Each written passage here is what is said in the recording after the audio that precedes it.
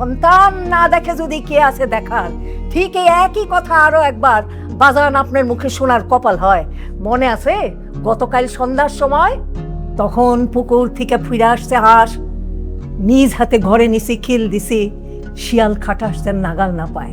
নমাজের শেষে আম্মাজান উঠানে খাড়ায় কইল, অরে আনাজের ডালিয়ান রাইত হয়ে যায়, হাড়ি এখন না চুলায় দিলে পর খাওয়া দাওয়া করতে করতে নিশি দুপুর। আনাজ করতে আসি একা, পাকঘর শুমশান। হঠাৎ আসার দিয়ে আসমানে দেখা দিল চান, এক ফালি কদুর লাহান, কি জানি কিসের ডরে স্যাপ করে উঠলো পরাণ। একবার মনে হলো গার্জেন ছায়া কে যেন খাড়ায় পাকঘরের দুয়ারে। দেখি আপনি পটেল লাহান, কি লাগবে, কি দেবো বাজান? তার না দিয়া উত্তর, তোর মায়া কই বইলা ঘরের ভিতর গিয়া কইলেন, পাকঘর থেকে শোনা যায় মায়াটারে মিলিটারি চায়।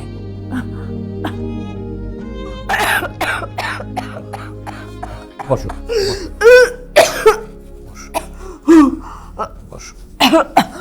সরি, একটু একটু পানি। হ্যাঁ পানি আগের মতো হয় না মাতা। তুমি কি দুর্দান্ত অভিনয় করতে! দর্শক মন্ত্রমুগ্ধের মতো তোমার অভিনয় দেখত।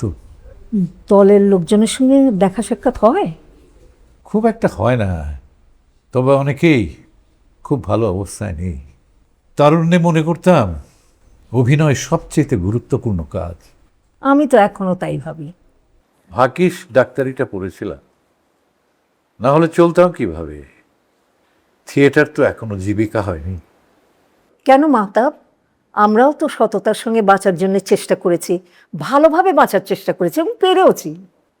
টেলিভিশন, মিডিয়া, চলচ্চিত্র, কত কাজ করেছি, কই টাকা পয়সার তত অভাব হয়নি। হ্যাঁ, তুমি আর তোমার স্বামী, তোমরা দুজনেই খুব সফল মানুষ, তোমরা পেরেছ। কিন্তু এই কথাটা ঠিক যে বেঁচে থাকতে হলে অর্থ লাগে। হ্যাঁ, যা কি আমি উঠি যে ওরা? খেয়ে যাও, বাসায় তো সেই একা একাই খাবে। মানুষ তো একাই যে ওরা। সালমা মারা যাওয়ার পর আমার ছেলেটাও চলে গেল ইংল্যান্ড, অভ্যাস হয়ে গেছে। আচ্ছা চলি।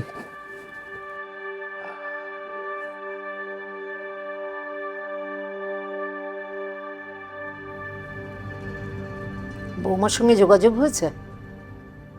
না, খোঁজ পাওনি?